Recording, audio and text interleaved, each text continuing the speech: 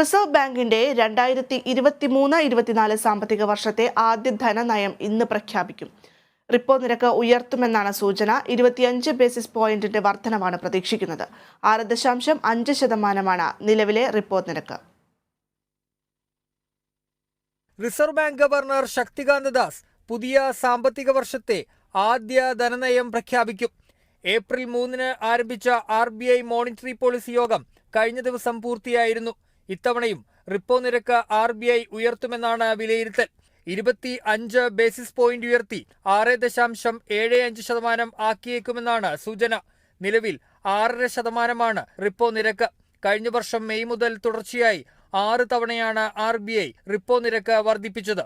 2023 ഫെബ്രുവരി വരെ മൊത്തം 250 BPS പോയിന്റാണ് ഉയർത്തിയത്. ഇതോടെ റിപ്പോ നിരക്ക് 4% നിന്ന് 6.50% ഉയർന്നു. ആഗോളതലത്തിൽ മറ്റ് സെൻട്രൽ ബാങ്കുകൾക്ക് അനുസൃതമായി കഴിഞ്ഞ സാമ്പത്തിക വർഷം മുതൽ RBIക്ക് നിരക്ക് ഉയർത്തേണ്ടതായി വന്നു. ഉയർന്ന പണപ്പെരുപ്പം പിടിച്ചു നിർത്തുന്നതിനാണ് റിപ്പോ നിരക്ക് ഉയർത്തിയത്.